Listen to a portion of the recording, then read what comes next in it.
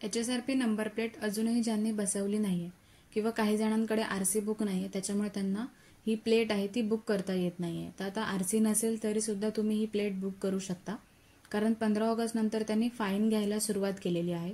Fine 1000 ते 10,000च्या मध्ये घेत आहेत। तर तुम्हाला आरसी नसेल तरी सुद्धा तुम्ही ही बुक कशी करू शकता, तर जी वेबसाईट आहे HSRPची त्या वेबसाईटवरती जायचं आहे।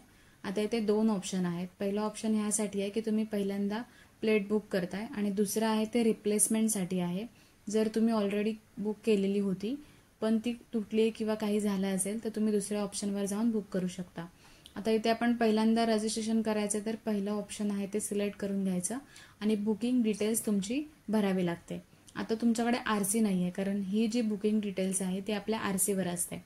आता विदाऊट आरसी कसं बुक करायचं, तर रजिस्ट्रेशन नंबर जे गाडीचा आहे ते तुम्हाला माहिती असतं, ते तुम्ही टाकायचंय।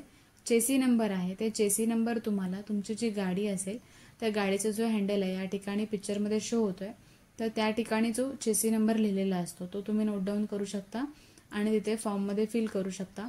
सेम आहे इंजिन नंबर सुद्धा या ठिकाणी इंजिन नंबरच्या कॉलममध्ये तुम्हाला लिहायचा आहे।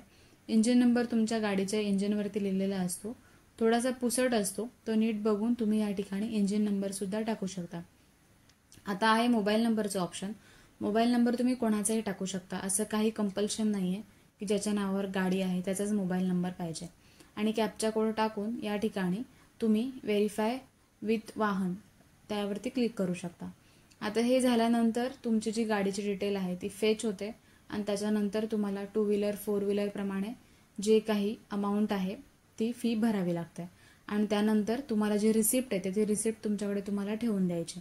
कारण आता फाईन घ्यायला सुरुवात केली आहे, आता फक्त एकच ऑप्शन आहे की तुम्ही फाईन नाही भरू शकत। जेव्हा पण तुमची गाडी कुठे अडवली जाईल HSRP नंबर प्लेटसाठी तर तुम्हाला ते जे रिसिप्ट आहे ते दाखवायचं आहे, कारण त्यांनी 30 नोव्हेंबरपर्यंत डेट वाढवून दिलेली आहे। कारण जवळजवळ 1 ते 1.5 कोटी लोकांचं अजून प्लेट बसवणं बाकी आहे। 45 ते 50 लाख जवळजवळ बुकिंग झालेले आहे। ते जे सेंटर असतात ज्या ठिकाणी HSRP नंबर प्लेट बसवली जाते ते सेंटरच खूप कमी असल्यामुळे ते डेट वाढवून देत आहेत, कारण त्यांचे जे सेंटर्स आहेत तेच अवेलेबल नाहीयेत, स्लॉटच अवेलेबल होत नाहीयेत।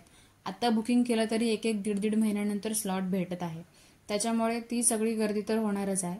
पण जेव्हा तुम्ही आत्ता बुक कराल तेव्हा कुठे जाऊन तुम्हाला 1-1.5 महिन्याचा स्लॉट अवेलेबल होईल आणि ती रिसिप्ट सुद्धा तुम्हाला ठेवावी लागेल, जेणेकरून तुम्हाला कुठेही अडवलं तर तुम्ही ती रिसिप्ट दाखवून तुमचा जो फाईन आहे तो वाचू शकतो।